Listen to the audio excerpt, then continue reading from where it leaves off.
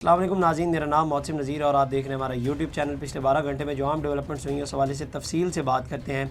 एक जो बड़ी अहम डेवलपमेंट आज शाम को हुई है वो जनाब रिटायर्ड लेफ्टिनेंट जनरल फैज़ हमीद साहब के हवाले से उनके हवाले से जो है वो चार्जशीट जो है वो निकाल दी गई है। इसमें कुछ डेवलपमेंट्स हुई हैं, कुछ खबरें निकल के सामने आई हैं, उस हवाले से बात करते हैं। और ऐसे मौके पर क्यों जो है वो इस कार्रवाई का आगाज़ किया गया, इस हवाले से भी बात करते हैं। और क्या इससे पीटीआई को जो है वो मज़ीद मुश्किलात का सामना करना पड़ेगा, इस पर भी जो है वो तफसील से बात करते हैं। लेकिन सबसे पहले जनाब आगाज़ करते हैं। मैं ISPR की प्रेस रिलीज़ पढ़ने से पहले ना थोड़ा सा आपको बैकग्राउंड बता देता हूँ कि आखिर रिटायर्ड जनरल फैज़ हमीद को गिरफ़्तार क्यों किया गया और वजह क्या बनी।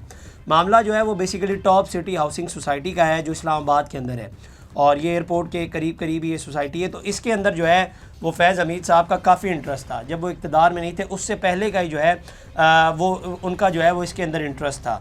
तो इस सोसाइटी के जो असल मालिकान है उनके हवाले से कहा जाता है कि उनका भी जो है वो मसला चल रहा है कि इसका असल मालिक कौन है। उस वक्त ये मसला चल रहा था लेकिन बाद में जो है वो फैज़ हमीद साहब अपनी ताकत का इस्तेमाल करते हैं और जो है वो इसके ऊपर कब्ज़ा कर लेते हैं। जो दूसरे मालिक होते हैं, जो असल मालिक होते हैं, जिनके बारे में कहा जा रहा होता है, बाद में ये खबर आती है कि जनाब उनके साथ जो है वो सेटलमेंट कर ली जाती है और मामला जो है वो तय हो जाते हैं। लेकिन इसके बाद जो है वो जो इसके असल मालिक होते हैं वो जनाब सुप्रीम कोर्ट में जो है वो एक कंप्लेन देते हैं और वो कंप्लेन अल्टीमेटली जो है वो मिनिस्ट्री ऑफ डिफेंस की तरफ जाती है और वहाँ से होती वो GHQ की तरफ चली जाती है। और GHQ वाले जब इसके ऊपर ज़ाहिर बात है तहकीकात करते हैं तो उसके अंदर एलिजिडली जो है वो रिटायर्ड जनरल फैज़ हमीद इसके अंदर मुलव्विस होते हैं। तो उसके बाद जो है वो उनको गिरफ़्तार कर लिया जाता है। अब मैं आपको बता देता हूँ कि इस जो प्रेस रिलीज़ ISPR की जानिब से प्रेस रिलीज़ जारी की गई है इसमें कहा क्या गया है और इसमें जो है वो PTI के लिए अब मुश्किलात में कैसे इजाफा हो सकता है ये भी मैं आपको आगे चल के बताता हूँ। 12 अगस्त 2024 को पाकिस्तान आर्मी एक्ट के मुतल्लिका दफ़ात के तहत लेफ्टिनेंट जनरल फैज़ हमीद के ख़िलाफ़ फील्ड जनरल कोर्ट मार्शल की कार्रवाई शुरू की गई।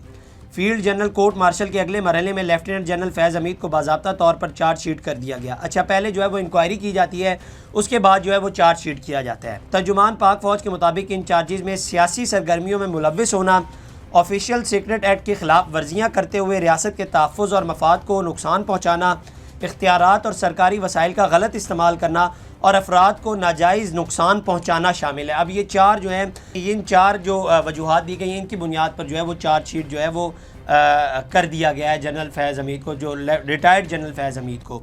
इसके बाद अब आगे सुनिएगा, जो आगे बातें हैं ना इसकी बिना पर मैं कह रहा हूँ कि PTI के लिए जो है वो मज़ीद मुश्किलात का सामना जो है वो उन्हें करना पड़ सकता है। फील्ड जनरल कोर्ट मार्शल के अमल के दौरान मुल्क में इंतशार और बदअमनी से मुताल्लिक पुरतशद्दुद वाक़यात में लेफ्टिनेंट जनरल फैज़ हमीद के मुलव्विस होने से मुताल्लिक अलहदा तफ्तीश भी की जा रही है। उस मामले में जो है वो चार तो जो है उनके ऊपर तो चार्जशीट कर दिया गया है, इसके ऊपर जो है वो अलहदा तफ्तीश की जा रही है। इन पुरतशद्दुद और बदअमनी के मुतादिद वाक़यात में 9 मई से जुड़े वाक़यात भी शामिल तफ्तीश हैं। ISPR के मुताबिक इन मुतादिद पुरतशद्दुद वाक़यात में मज़मूम सियासी अनासिर की इमा और मिली भगत भी शामिल तफ्तीश है। फील्ड जनरल कोर्ट मार्शल के अमल के दौरान लेफ्टिनेंट जनरल फैज़ हमीद को कानून के मुताबिक तमाम कानूनी हुकूक फराहम किए जाएंगे।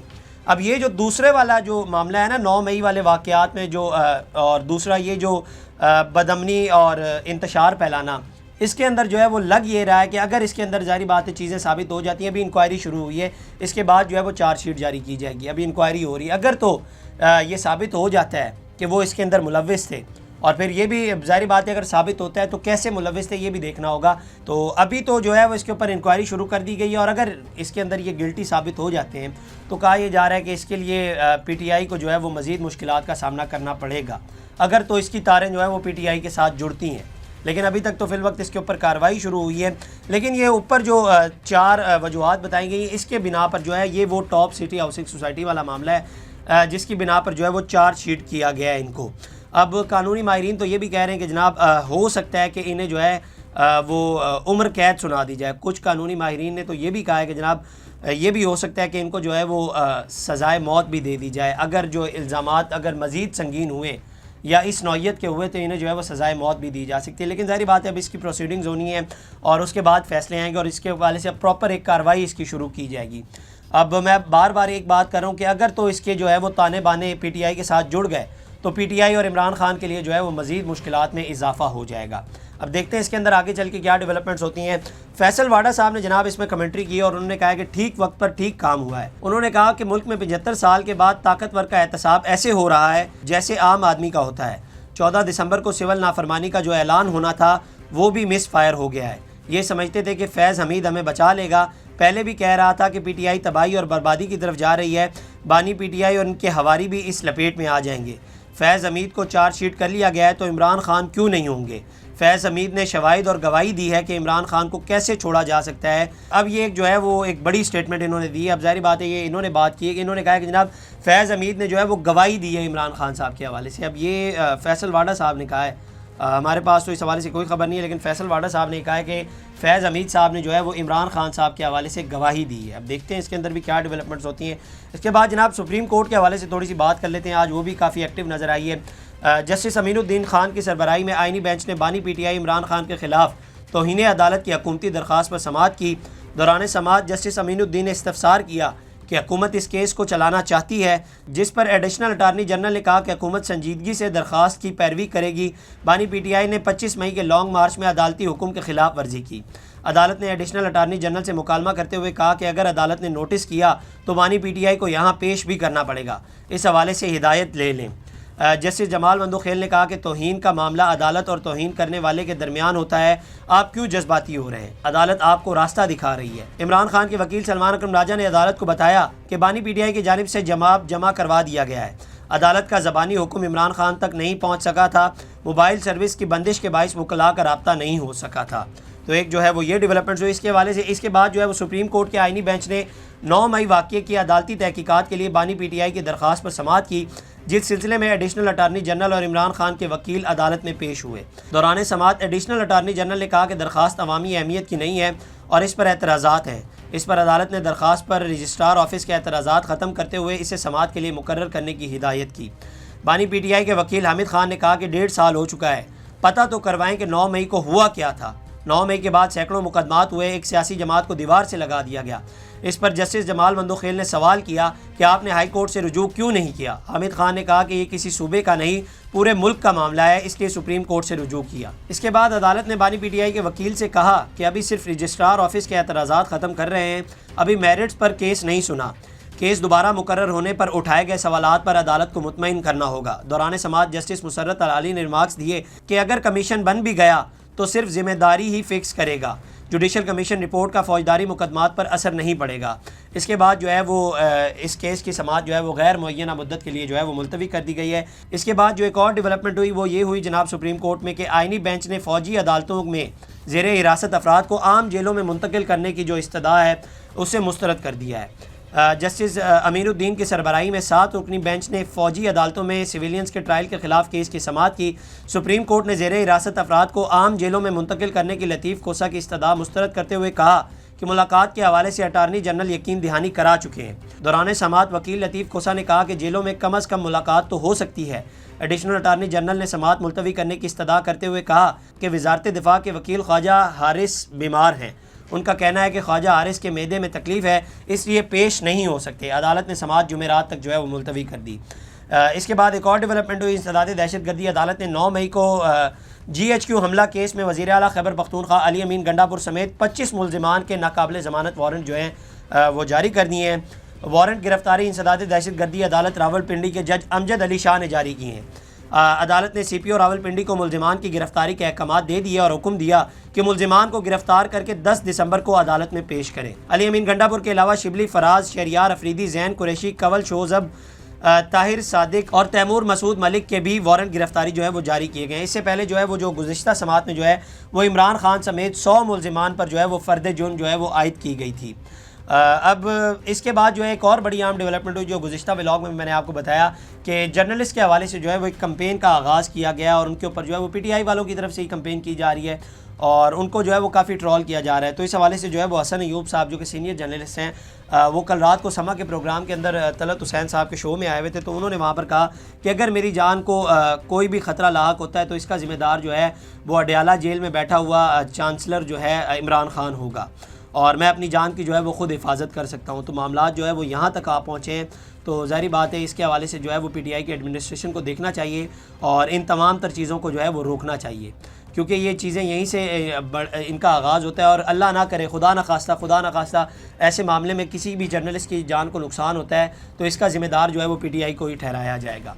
इसके बाद जनाब सलमान अहमद साहब वो भी रुकने का नाम नहीं ले रहे और बुशरा बीबी के ऊपर बड़ी तनकीद करते हैं।